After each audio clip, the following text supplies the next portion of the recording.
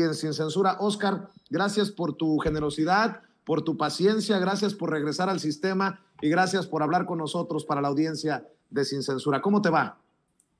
Hola Vicente, muchas gracias por la invitación, me da muchísimo gusto platicar contigo. Fíjate que honor a quien honor merece, después del tuit que mandé en el que solicitaba que se reconociera mi trabajo, porque finalmente la lámina que presentó el subsecretario en la mañanera se alimentó de una investigación exclusiva que originalmente no fue citada.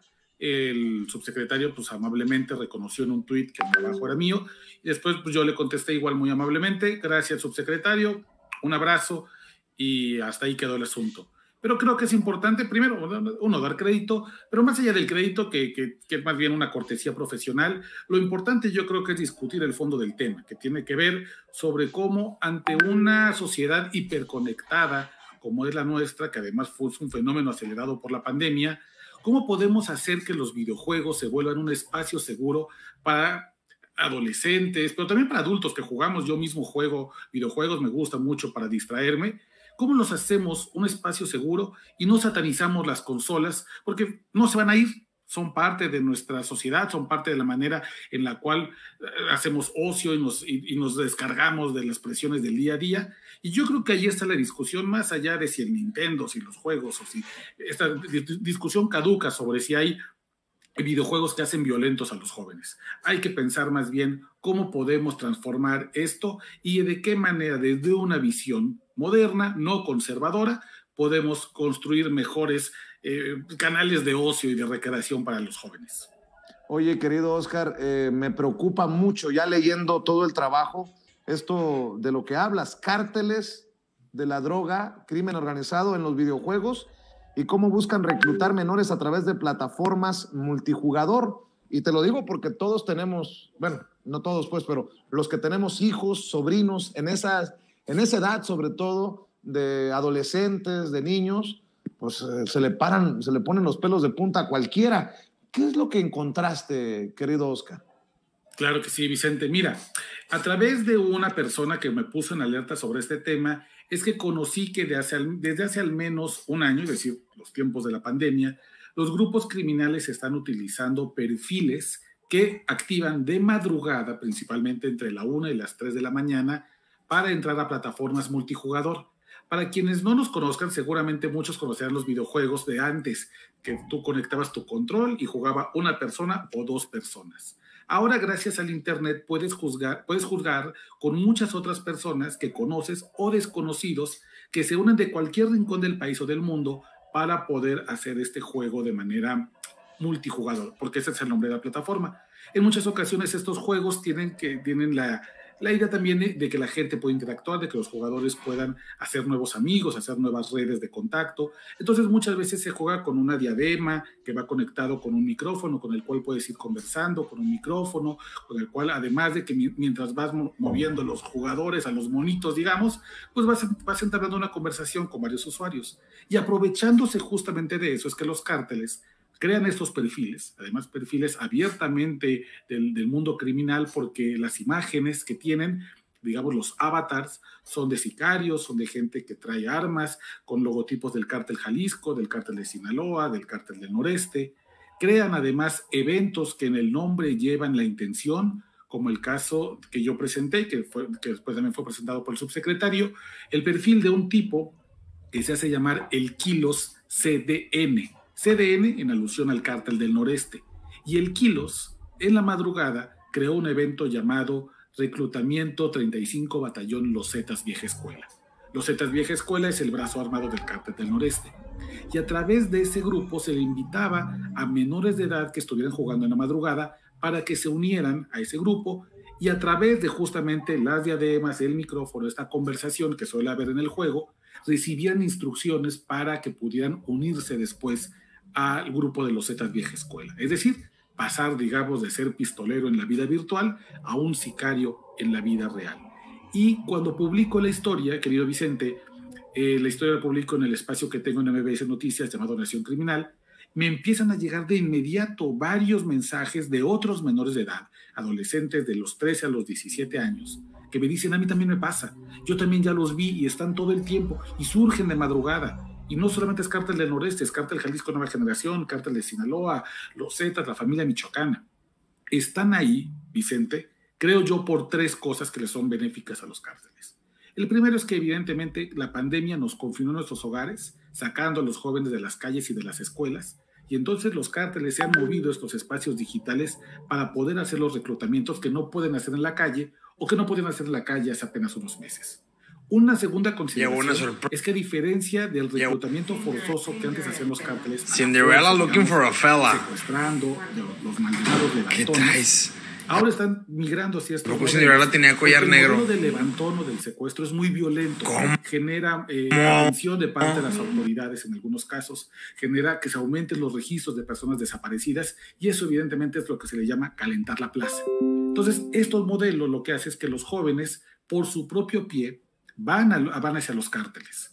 Y este modelo quedó probado, por ejemplo, en un caso, que es el caso al que se refiere el subsecretario, que fue judicializado en una carpeta en Oaxaca, en el cual 5 menores de edad fueron enganchados a través de la plataforma multijugador de otro videojuego llamado Free Fire, en el cual los mismos chicos fueron a citarse con estas personas creyendo que les iban a ofrecer un empleo dentro de un cártel. Incluso uno de estos menores de edad dejó una carta a sus padres diciéndoles: no me busquen porque ya encontré trabajo, voy por mi propio pie.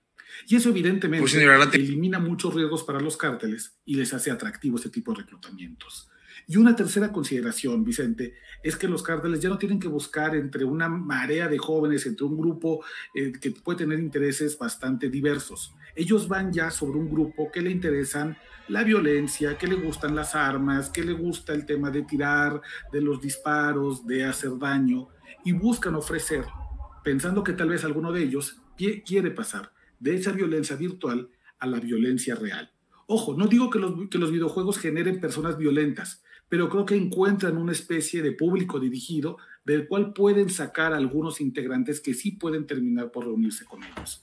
Creo que todas esas circunstancias, Vicente, hacen que tengan que tener una conversación sobre el crimen organizado de los videojuegos sea vigente, sea necesaria, porque todavía estamos a tiempo de tener una conversación sobre prevención, más que persecución o reacción en este tipo de temas.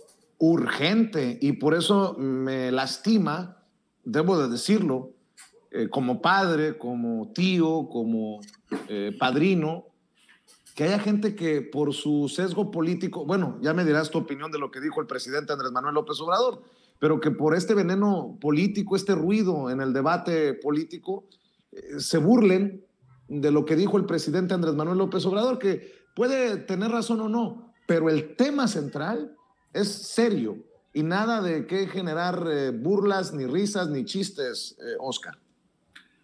Sí, el presidente es un hombre de 67 años, no hay que olvidar eso.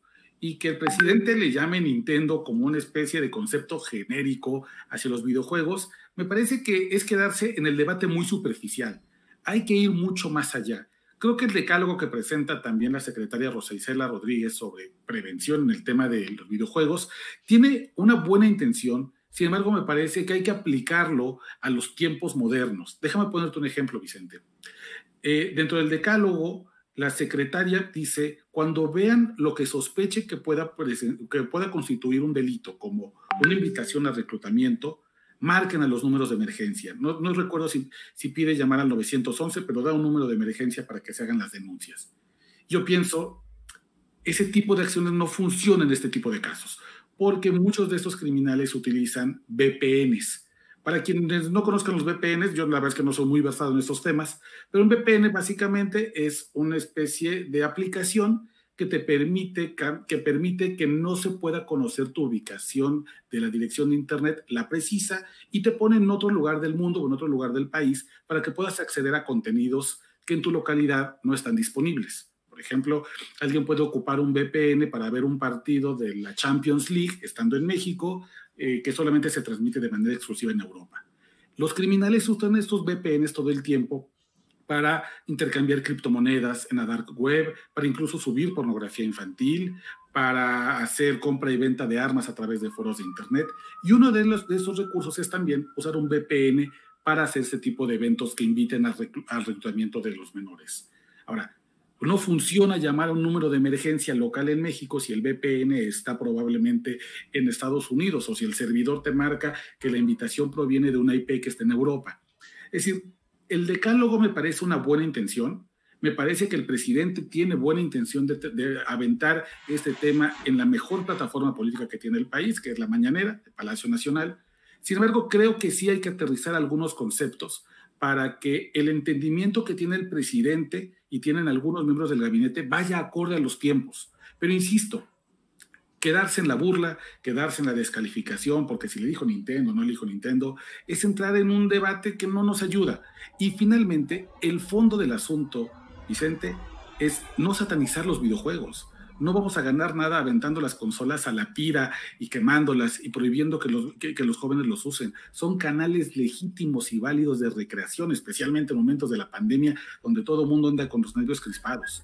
La discusión tiene que ser, ¿cómo hacemos que esos espacios digitales se vuelvan seguros para la gente? ¿Cómo podemos desde gobierno y sociedad hacer las políticas adecuadas de prevención y no estar rescatando muchachos una vez que estén metidos en una casa de seguridad en Oaxaca, o hasta que Alfredo, que es el chico al que el Kilo CDN lo invitó a participar en el reclutamiento del 35 Batallón de los Zetas Vieja Escuela, ya esté en un campo piscando droga o ya esté trepado en una troca buscando a quién matar, porque entonces tiene amenazada a la familia, el cártel, y si Alfredo no se une al grupo criminal, van a matar a todos. Pues mi querido Óscar Balderas, qué importante investigación realizas.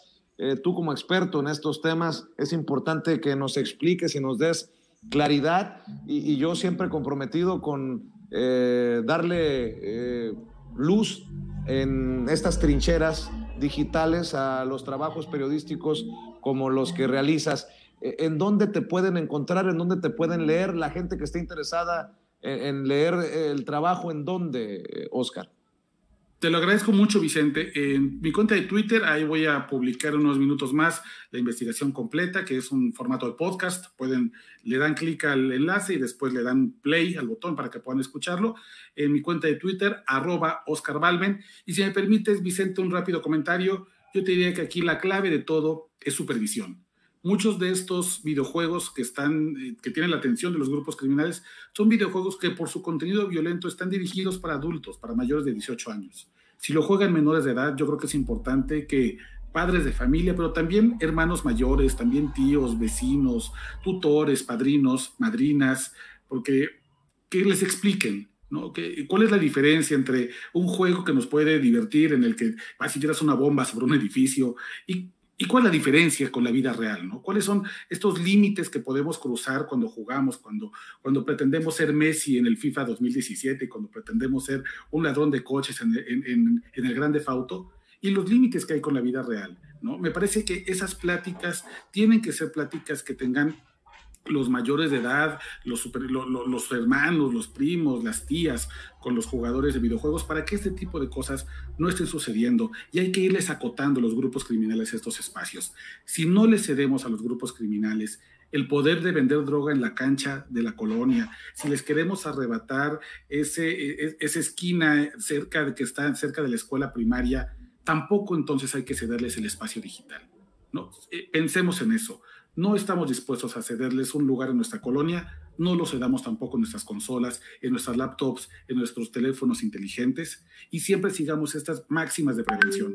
No dar datos confidenciales, no dar datos personales. Si están jugando con desconocidos, no estar todo el tiempo hablando del teléfono que usan, el número que utilizamos, la colonia donde vivimos, la ciudad en la que nos movemos, la escuela donde estudiamos. Todas esas máximas que ya conocemos en las redes sociales, hay que aplicarlas también a los videojuegos, pensando justamente en que no hay que cederle 1 milímetro más a la delincuencia organizada. Qué chingón mensaje con el que cierras, Óscar Balderas. Tú sabes que te respetamos, que te admiramos, que incluso si participas en espacios que llegáramos a criticar o que nos critican a nosotros, que aquí lo importante es que tú tengas las cámaras, que tú tengas los micrófonos, que tú tengas la difusión a tu trabajo de investigación periodística tan necesaria en estos momentos de tanto ruido, incluso en la relación de medios, en esta realidad mediática que nos toca tratar de digerir, mi querido Óscar Balderas. Te mando un abrazo y mi reconocimiento pleno a tu trabajo, Óscar. Un abrazo de vuelta, querido Vicente, y mi solidaridad absoluta con tu trabajo también. Muchas gracias, Oscar. Ahí estamos al pendiente. Oscar Valderas, periodista experto en temas del crimen organizado, hablando con nosotros sin censura.